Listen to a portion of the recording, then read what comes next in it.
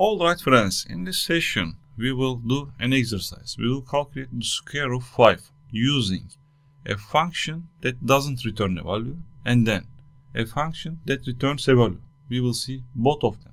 So let's start by function without returning a value. Let's define a function. In this function I will calculate the square root of 5 and I give function name. What can be? It can be find square, and then inside the parentheses I give my argument, my parameters, and then I put my comma. Here I will calculate it. I define a result variable and then result is equal to num multiply by num. After that I need to print to the screen. So I print it. I can use f string. I write f and then I open my double quotes. So inside double quotes I use my variable name. What's my variable?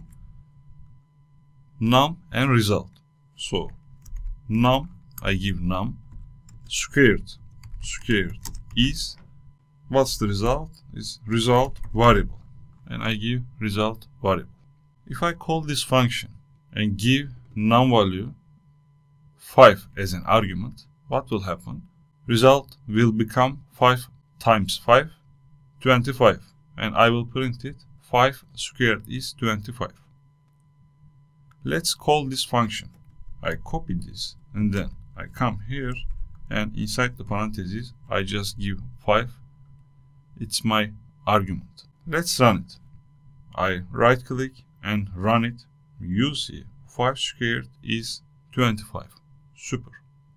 I didn't return any value. The function find square takes a number, which is num. It calculates num times num and store it in the result. So it directly prints the result inside the function. So we can put it into command line. You can work from this. Yes. So right now we will see a function that returns a value. This version will return the square instead of printing inside in the function. So I copied this and I paste here. I find the square value and what I need to do, I need to return it. So return result. Super. So let's call this function. I come here and then I paste it. Right now this value is 25 because it returns the result. What we can do, we can store its value in a variable. Let's define a variable. It can be result value, for example. I put equal and then I need to print it. I copy this and I come here, I paste it. Right now you see my variable name result value and 5 squared is result value. Let's run it. You see it gives same result. Here the function calculates the square and returns it using return. You see we store the returned value in a result value and then we print the result outside the function. Here we print it. You see we can use return statement when you need to use the result later.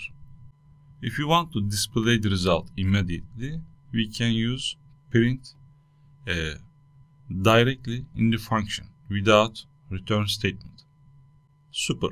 This exercise combines both methods and helps to clearly understand the difference between functions that returns value and those that don't return values. See you in the next class.